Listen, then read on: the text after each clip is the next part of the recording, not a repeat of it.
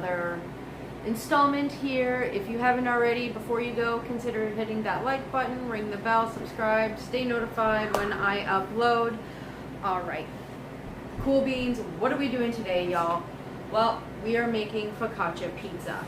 So, one of our first pizzas on a olive oil, garlic, rosemary focaccia is potato pizza. Now, potato pizza, weird, right? It's one of those things that everybody requests, everybody loves it, but we're going to put it on focaccia because why the heck not, y'all?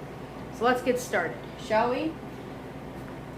Look down below for a link to our focaccia recipe, but we are going to get our potatoes ready. All right. Now, I have peeled a potato. That's it. That's all you need for a pizza. I mean, that's it. Now, you can either put this through a mandolin, watch your fingers.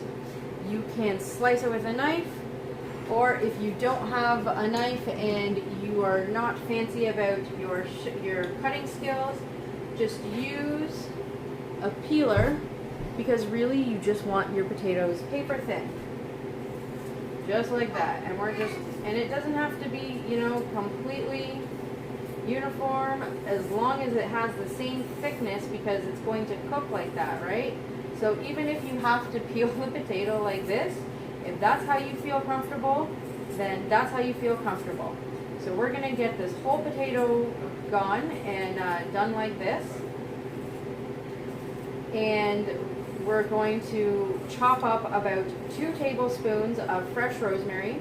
If you don't have fresh rosemary, you can use dry rosemary. It's not a problem. We're going to be using about a 1/4 cup of some really nice olive oil that you enjoy the flavor. It's good quality. Doesn't have to be hella expensive, y'all. Don't stress about that. And we're going to be using about 4 to 5 teaspoons of some Parmigiano Reggiano and some black pepper. So we'll be back when I get this all, whoa, that was abrasive. I apologize. When we're done.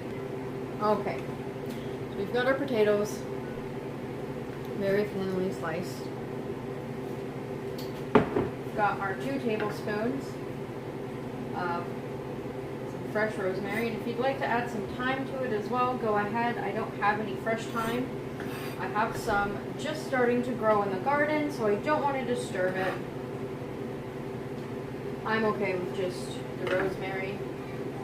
I'm going to do about 4 to 5 teaspoons of some Parmigiano Reggiano. I feel like that's,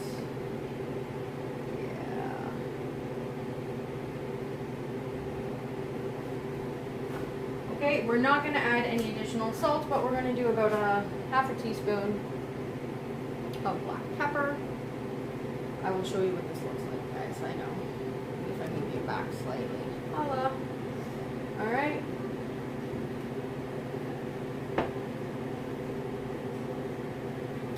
And then we're going to add about a 1/4 cup to a 1/2 cup of olive oil, because this is also going to be your sauce. Okay?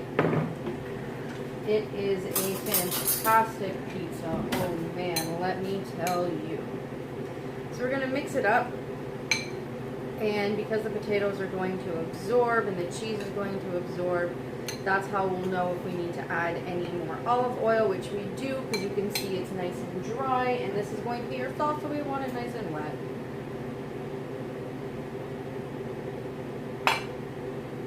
I have a meeting today. Outside, social distancing. Yay, back to work.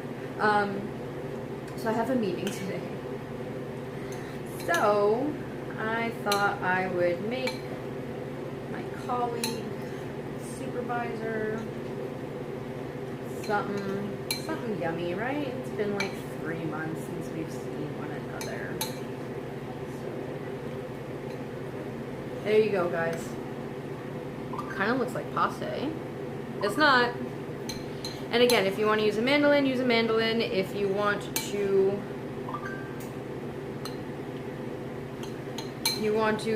you know, if you feel brave enough to use your knife, go ahead. I have both really nice knives and a mandolin, but I thought I would show you kind of the budget way, or a way if you're unsure and you're kind of unfamiliar and a little scared how to do it.